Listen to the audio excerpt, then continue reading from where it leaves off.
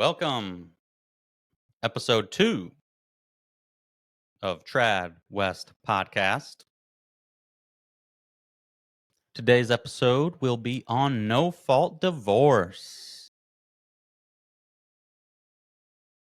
I talked about a little bit, but now I get to piss off some conservatives because we have no fault divorce due to their idol, Ronald Reagan.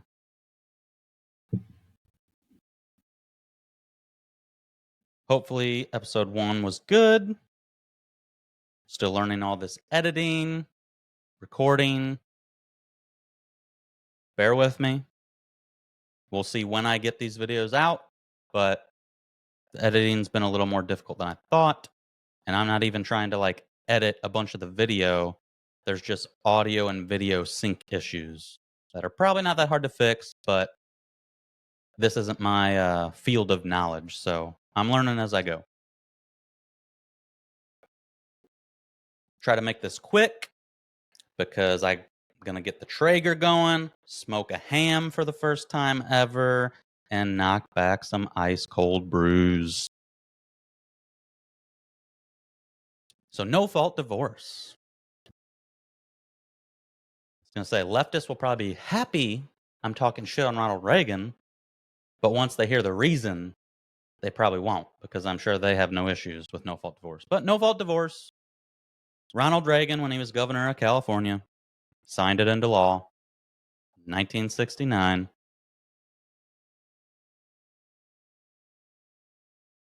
And that is why you can just willy-nilly get divorced today. I think he had some selfish reasonings behind it, because as I said before, lo and behold, he became the first sitting U.S. president to get a divorce.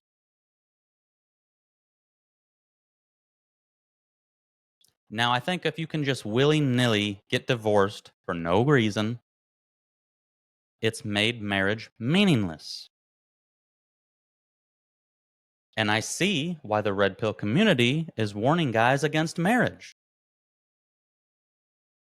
Because it's nothing but a liability in the court systems.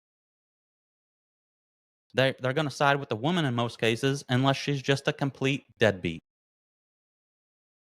And look at this statistic. Women initiate 70% of divorces. And you'd think maybe infidelity would be the number one reason. It's not. Lack of commitment is the number one reason. That seems very broad and doesn't seem like a good reason to me.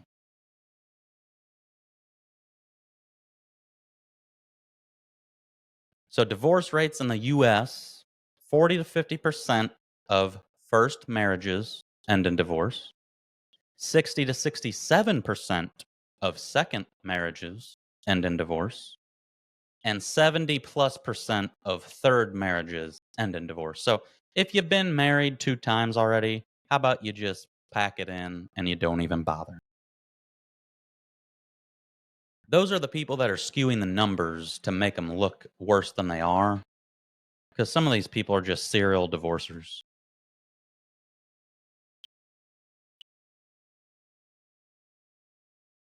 This is an interesting statistic here, which I think will give credibility to me wanting no fault divorce gone, because I think people just rush and get divorced too quickly. They didn't even try to work on it. Nobody wants to try. And they think it needs to be sunshine, rainbows, 365, 24/7. So, 72% of couples that divorce then remarry each other remain together. So that's a couple that gets divorced, and then the same couple, let's get remarried. What that tells me is too many people are rushing into divorce, and they should have never got a divorce in the first place. What that tells me is they could have just worked things out. And I'm not super big on counseling, but hey, maybe couples counseling could have helped you. Maybe just a little more communication. And I'll talk to the fellas too, because yeah, I know fellas can be bad about communicating with their ladies. I'm not a super emotional guy, but I have no problem communicating to my partner. If I don't like something, I'm going to let it be known. We can talk about it. Boom. Situation resolved. Now, in 8 years, I think me and my fiance have probably only had a major argument fight. I can count it on one hand. So we'll just say 5, but it's probably less than 5 times. And probably almost all of them was if one or both of us had had a few drinks. If you didn't need more reason not to drink, as I'm enjoying a nice ice cold brew again. But that can cause issues. Now, 8 years, so that's less than one fight per year. Even if we go with the highest, that would be 5.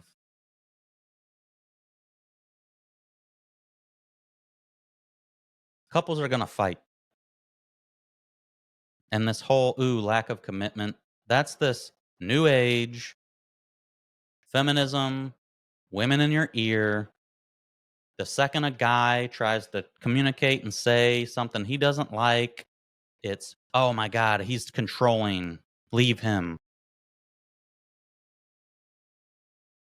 And women, all right, don't listen to advice from your single friends. Let me just get that out there. Women give women terrible advice to begin with. But those single friends of yours that you think are your friends,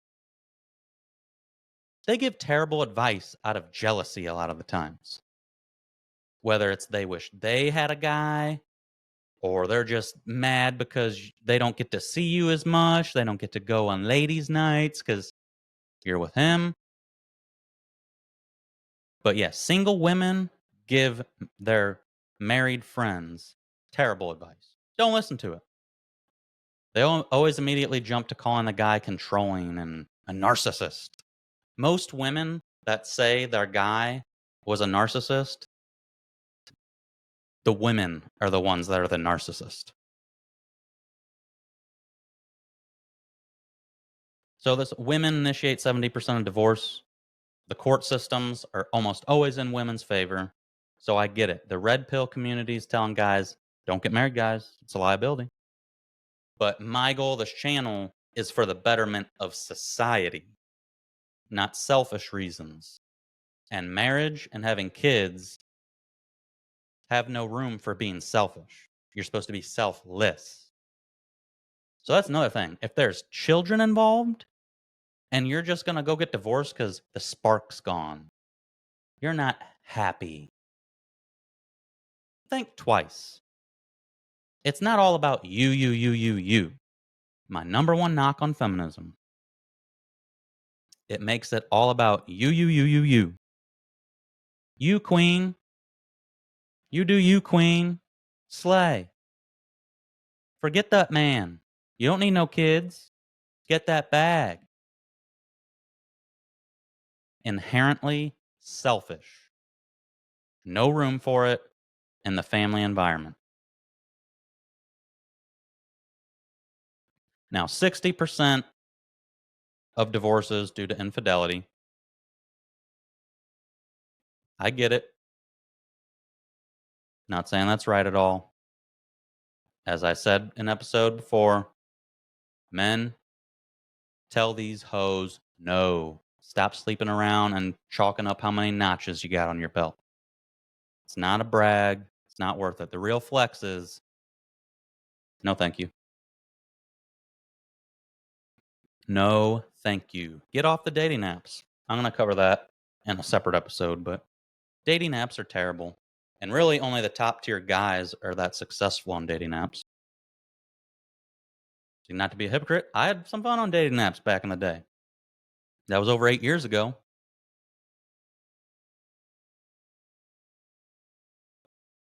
24% of divorces due to domestic violence, domestic abuse.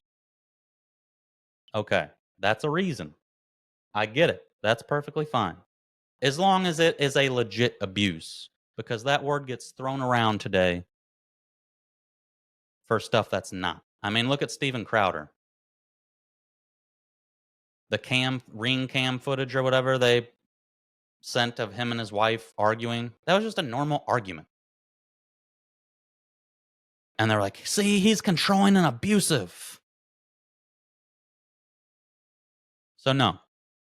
Physical abuse, definitely. 100% get out of there. I can't stand these women that stay with these guys that abuse them physically. Get the hell out. He's not going to change. But here's the problem, they all attack toxic masculinity for that. That's a beta guy. Masculine men do not physically abuse their partners. Masculine men want nothing more than to protect and provide for their women and their children. It's these betas that you're trying to create that are abusive towards women.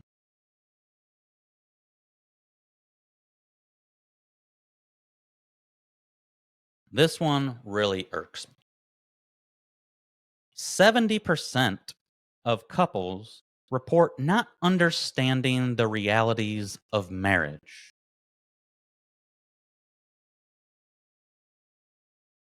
When getting divorced.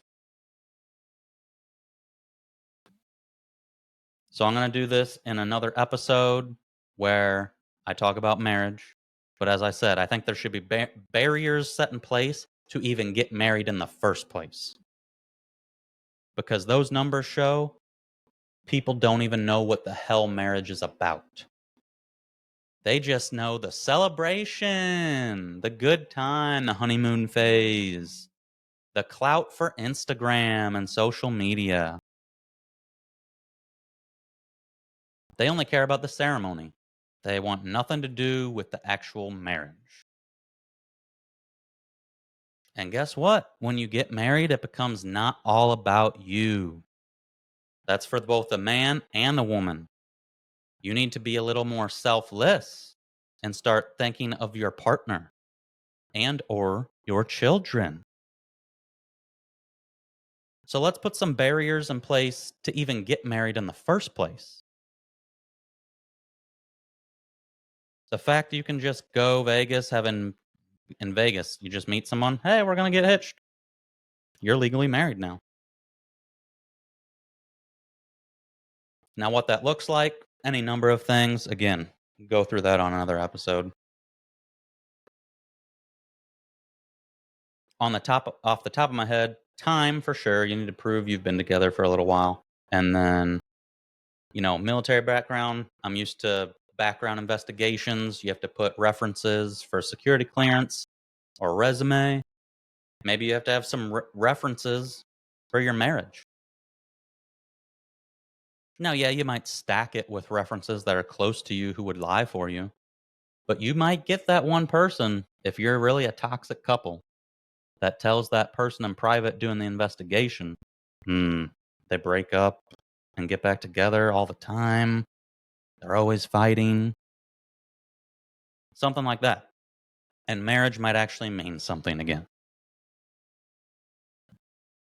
So, barriers to get into marriage, then barriers to get out of marriage. We don't need to be happy 24/7, 365. And remember, if you got children involved, it's about the kids now. Now, again, there may be some extreme circumstances where they just, husband and wife hate each other. It's toxic for the kids to be around. But first and foremost, you should try to work it out between each other so you're not toxic in front of your kids. But if you absolutely can't and you're always fighting and the kids are seeing it, I get it, then maybe. But how many times have you heard women say, you know, the spark's just not there anymore? He doesn't try like he used to. Those are not valid reasons to get a divorce.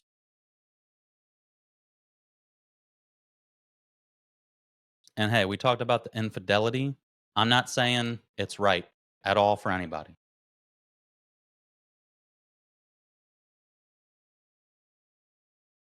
But men can tend to only use sex as a physical thing.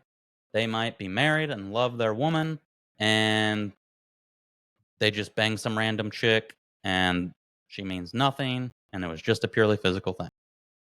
Women, when they cheat, they tend to leave their partners for the person they cheated with because women have a stronger bond during sex. Generally, if the woman cheats, it's game over, game set match. Now, again, not telling guys it's okay and you should be doing that, but something to think about. Maybe if your man had a lapse in judgment, one time thing,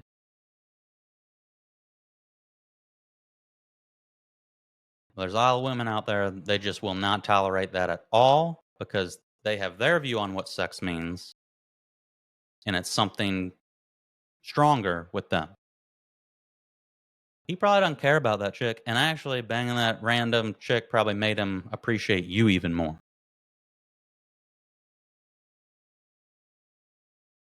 Again, I'm not promoting that.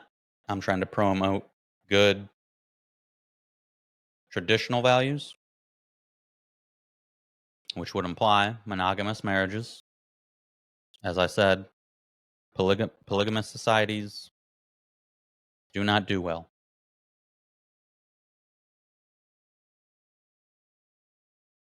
And I'll go through that on another episode, but like I think it's the top 10 polygamous societies. They're all either engaged in a civil war or have been in civil war within the past like 5-10 years.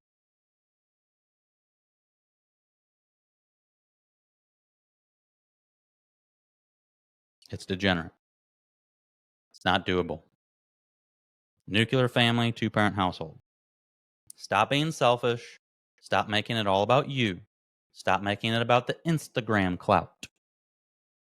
Really think about what marriage means. Really think what those vows mean when you're saying them. In sickness and in health, till death do us part.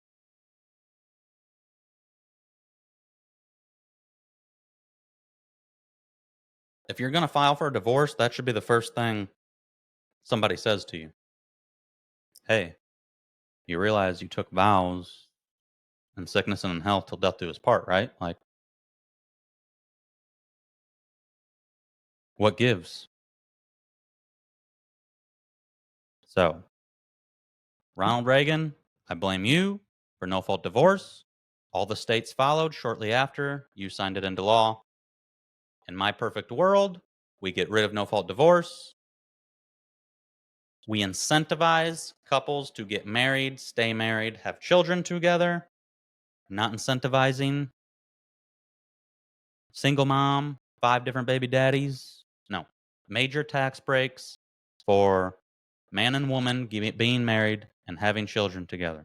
And yeah, DNA tests mandatory at birth for the fellas out there.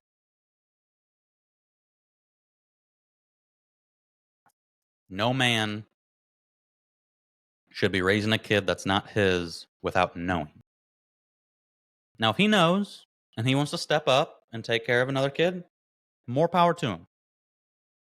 But one of the biggest slaps in the face is a woman unfaithful, gets pregnant by another man, and then goes along letting this man take care of this kid and raise it as his own, and it's not his. It needs to be a penalty for those women too. Same with those that make false Me Too accusations.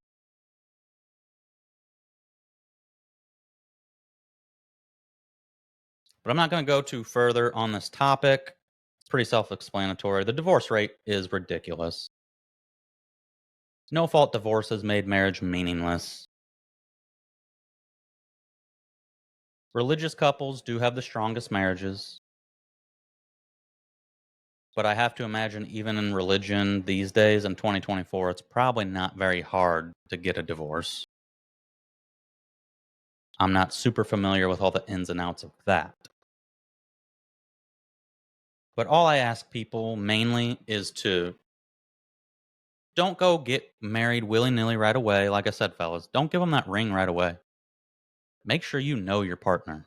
In 2024, you need to be sure because we can't count on the state to make these law changes like I would like. I think if they got rid of no fault divorce, a lot of guys that are preaching against marriage would change their tune and say, you know what? Yeah, it is better for society. Get married, fellas.